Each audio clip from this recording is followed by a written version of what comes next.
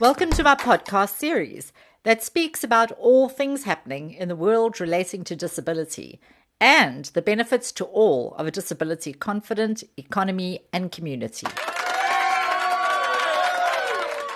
For those of you who are new to my podcasts, I generally try to bring a real and relatable approach to my topics, which typically combines stories of my lived experiences as a person with a disability and my professional experience as a global disability confidence consultant and business leader. My name is Lisa Bradshaw. I'm a social entrepreneur and advocate, public speaker and disruptor, and a business consultant who works with organizations to bring disability confidence to our economy. Now, aside from my formal credentials, which you can find on my LinkedIn page, I'm quite familiar with the actual impact of an accessible and inclusive world as a wheelchair user who has traveled the bumpy and often inaccessible road to middle-agedom, both in South Africa and in the UK, which are two very different worlds from an accessibility perspective, I can assure you. So now that you know a little bit about me, you're probably curious to know what I mean by my podcast topic. I'd give an arm and a leg for business to see the return of investment of disability confidence.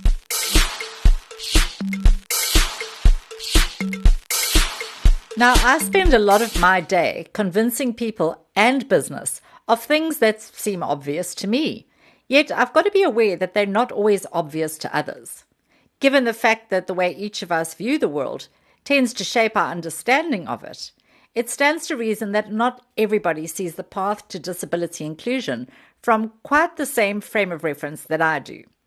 For me, it's a no-brainer that as a consumer, disability confidence would benefit everyone. So for business, delivering services and products to a consumer, disability confidence is an absolute no-brainer. Why? Because from my frame of reference, I am a tech user, so I support accessible AI. I purchase Alexa and all those things that make my life easier.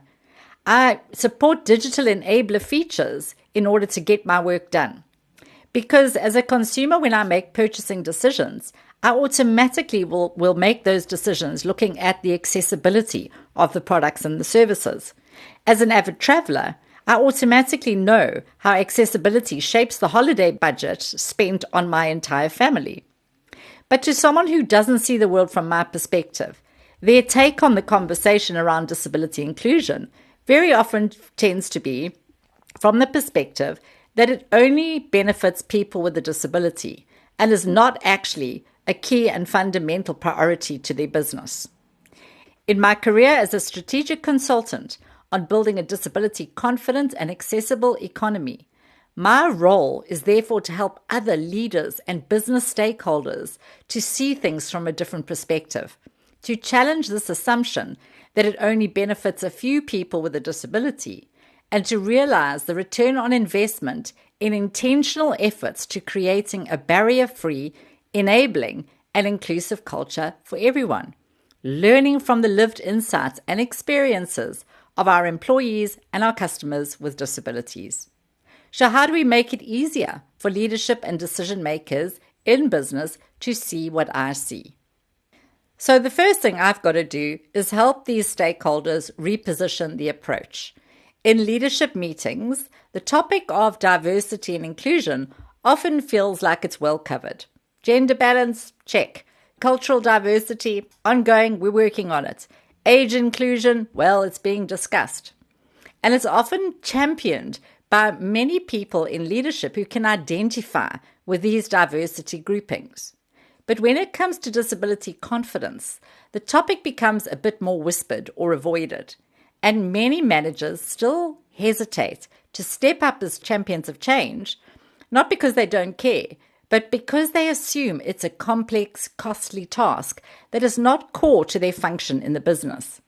Very often, responsibility for this is firmly planted at the foot of the organization's HR and DE&I team, and not the responsibility of business unit leads to drive and measure impact. Here is the truth, though. Disability confidence is a leadership imperative in all areas of business, and it's actually so easy to achieve once you recognize the return on investment. Aha! The difficulty lies not in the action, but in the following misperceptions that tend to devalue this return on investment positioning.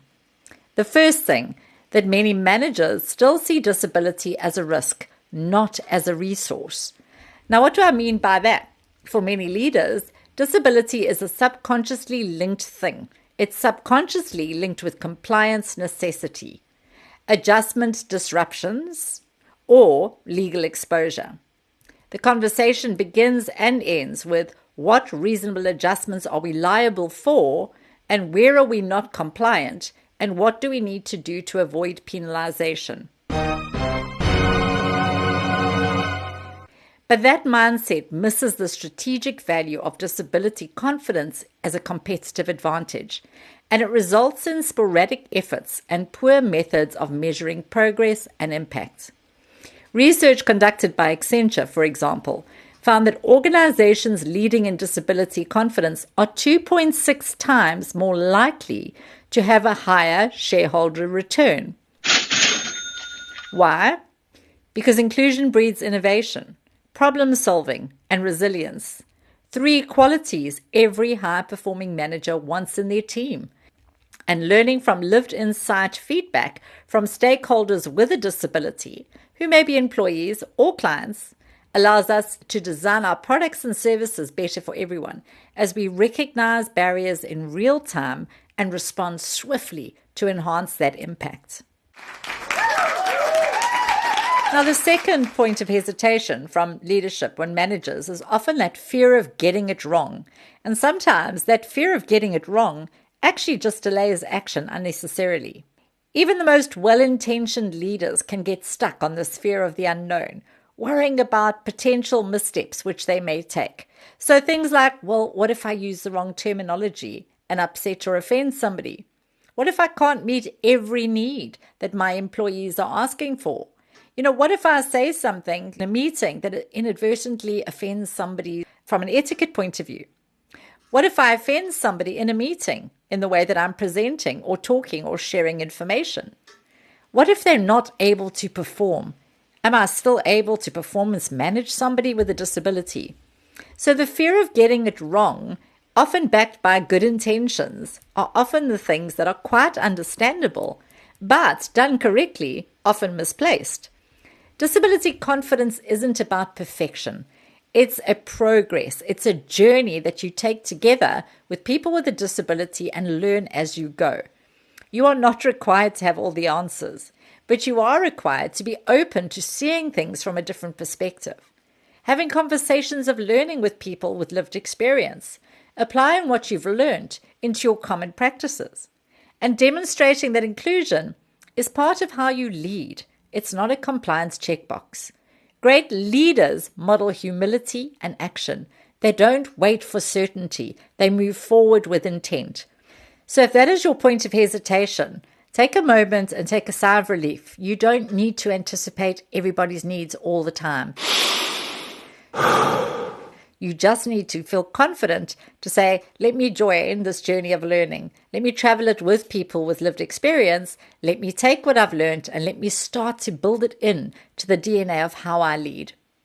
So what exactly is the return on investment of disability confident organizations? I think this is a really important question to ask. Let's talk numbers, because return on investment in every business is absolutely front and center critical. The first return of investment realization of a disability confident organization lies in its productivity. Employees who feel valued, enabled, and included, they show up more fully. Studies show a 22% increase in productivity when you've got inclusive teams. And here's the penny dropping moment.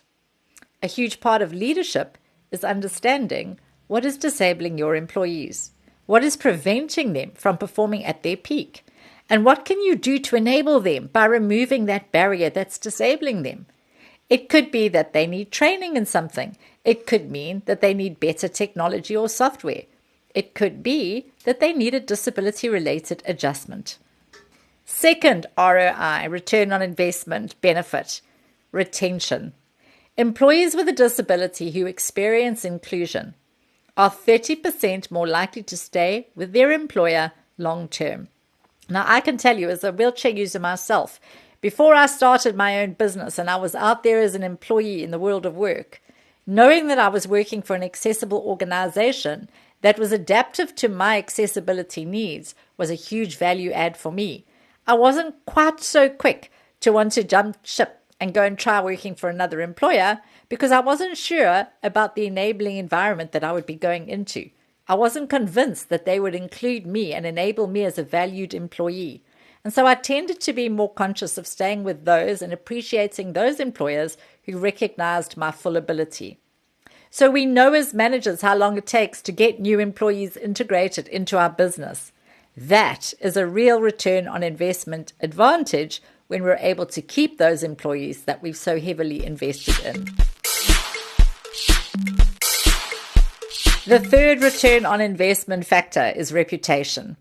Consumers reward authenticity, and that's just the nuts and bolts of it in today's world. 80% of consumers are more loyal to brands that are visibly inclusive. But add to this the 3.5 billion customers who make consumer decisions based on accessibility preferences. That's a very big market that you're out there to impress. In short, disability confidence drives performance, retention, and trust. These are 3 pillars of effective management. So hopefully these ROI points have really pointed to one thing. Disability confidence and inclusion is a business leadership skill, a competitive advantage. It's not an HR compliance thing. Very often, management assume that disability inclusion belongs to the HR function. It doesn't. It actually belongs to leadership. Leaders of all business units are actually the gatekeepers to an accessible economy for all. Let me give you an example to illustrate why these business unit leads are so important. An IT leader who doesn't understand digital accessibility is not actually future ready, because this practice is starting to become a standard requirement. It's starting to be legally required, and customers, on internal and external, are starting to expect these accessibility standards as a norm. If you are a supply chain leader and you don't automatically ask suppliers to deliver their products and services in an accessible way, that's going to make it much harder to support your employees who have a disability or the customers who use the products and services that you are on selling. Your team also takes its cue from you as their leaders. So when you ask, how can we make this meeting or process more accessible for everyone, you are sending a powerful message to your team. Inclusion is how we do business here. It's good for people with a disability. It's good for our business. It's good for our brand. It's good for everyone. That mindset shift from compliance to culture is what transforms teams. It builds engagements, which allow us to learn from each other. It builds psychological safety, which frees people to be open about their enabling needs. And it fosters innovation as we recognize that common practice is not always the best practice as business dynamics change. These actions from business leads signal to senior leadership that your team is aligned to the organization's value and its growth strategies. So it comes down to the fact that we need to understand disability confidence is so much simpler than you think. We are making it a much bigger and harder deal than it needs to be. Here's the good news. You don't need a massive budget or a new strategy to build disability confidence personally, professionally, or at an organizational level. You just need curiosity, accountability, and intentional planning. Start small. So ask, what could make your workday easier? Or what would make your customer experience more accessible? Put the questions out there and learn from people with lived experience of disability and explore solutions and responses together. Secondly, learn.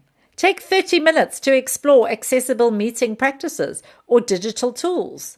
Invite people with a disability within your business to test drive the accessibility of new products or services or communication platforms, or just ways that you lead. And thirdly, lead. Model inclusive behavior in every team interaction, recognizing your ableism, recognizing the stereotypes that often lead to assumptions that could influence your decision.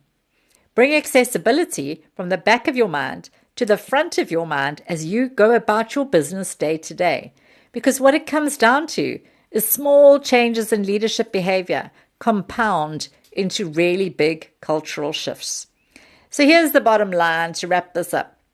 Disability confidence isn't complicated, it's smart business.